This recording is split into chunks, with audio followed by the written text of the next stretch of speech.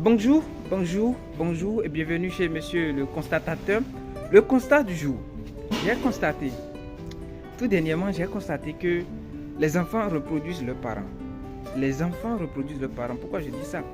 Vous voyez, si on commence même par le trait physique, vous allez constater que les enfants ressemblent à leurs parents. C'est-à-dire, toi-même, tu ressembles à ton père, peut-être à ta mère, et des fois, au sens plus large, tu ressembles à ton oncle. Tu ressembles à, je vais dire, ta grand-mère peut-être, ton grand-père peut-être, au sens large. Mais de toutes les façons, tu es le résultat de tes parents, confirmant. Et ce qui est encore plus grave, dans le domaine spirituel aussi, tu peux avoir certains traits de tes parents. Dans le domaine psychologique, c'est-à-dire, tu peux même penser comme tes parents. Par exemple, les Africains, d'une manière ou d'une autre, ont une certaine manière de réfléchir. Les Européens ont une certaine manière de réfléchir. Tout ça là est génétique, même scientifiquement prouvé. Les gens disent aujourd'hui que avec test d'ADN, on peut déjà reconnaître que voilà, vous venez de tels parents, vous venez de telle personne, vous venez de telle lignée. Parce qu'aujourd'hui même, ceux de la diaspora et les anciens esclaves même ont été, ils ont fait des tests d'analyse d'ADN où les anciennes de là-bas, on pouvait aussi, reconnaître leur lignée ici, leur clan ici en Afrique. Qu'est-ce que je veux vous amener à comprendre? C'est-à-dire, les traits que vous héritez de vos parents peuvent être bons.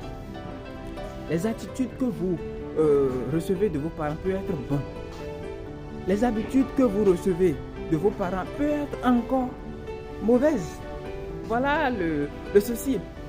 Parce que quand tu ne veilles pas à cela, tu peux tout accepter et des fois empirer les choses.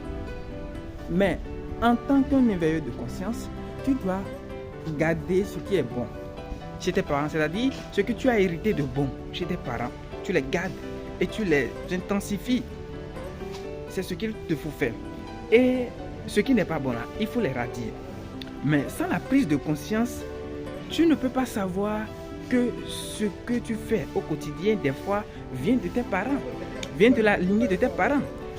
Par exemple, je vous donne l'exemple de quelqu'un, parce que ce qu'on ne reconnaît pas, quand tu n'es pas éveillé, tu vas penser que, bon, les parents vivent leur vie comme ça et comme ça. Non, hein. Il y a des gens, il y a des familles dans lesquelles les gens finissent pauvres toujours. Il y a des familles dans lesquelles les gens finissent divorcés toujours. Il y a des familles dans lesquelles les gens finissent toxicomanes. Ah ouais. Il y a de ces familles-là. Donc, c'est pas que les parents sont fiers de vivre ces conditions, mais c'est parce qu'ils n'avaient pas une éveil de conscience. Et c'est ça que je t'amène à faire à travers cette vidéo. Ce que je veux dire, c'est que,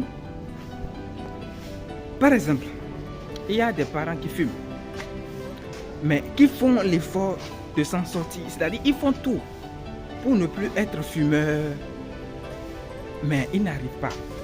Mais comme il ne veut pas ça pour l'enfant, il te dit, mon enfant ne fait pas comme moi. C'est-à-dire, il a dû lutter, il a fait tout de son possible, mais il n'a pas arrivé à s'en sortir. Du coup, il peut mourir dedans, mais il fait tout de son possible que toi, tu ne reprennes pas la même vie. Voilà que toi, tu es né. Bon, dans ton adolescence, tu as fait tout pour s'épargner de tout ça là. Mais à un niveau dedans, à un niveau, dans ta jeunesse par exemple, tu commences par avoir des relations, des jeunes, et vous sortez, vous allez dans les bars. En tant qu'un éveillé de conscience, en tant que quelqu'un qui est éveillé, tu ne dois pas prendre de l'alcool. Tu ne dois pas prendre de la cigarette. C'est-à-dire, parce que tes parents ont déjà souffert de ces genres de choses-là, toi, tu dois éviter tout ça là. Tu dois éviter, par exemple, ton père a fini sa vie voleur. Tu dois t'empêcher de toucher au bien d'autrui. C'est ce qu'il te faut faire. Tu dois faire tout de ton possible pour t'épargner des biens d'autrui.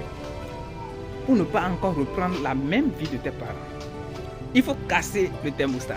Voilà.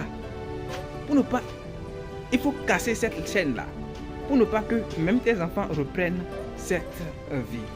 Tout ce que j'aimerais que vous compreniez à travers cette vidéo, c'est qu'il y a des choses que nous héritons. Tu ne peux pas refuser d'hériter des comportements, des habitudes, des traits physiques, tout ce qui va avec. Tout ce qui va avec, même la manière de penser.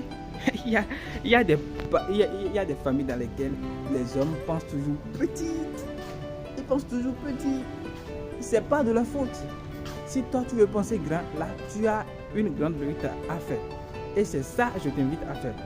C'est ça. Je ne te dis pas de mettre de côté toutes les habitudes ou bien tout ce qui vient de tes parents. De toutes les façons, tu ne peux pas le faire. Même si tu essaies de le faire. Parce que, par exemple, quand tu prends le visage, tu changes le visage. Tu ne peux pas tout changer le sang.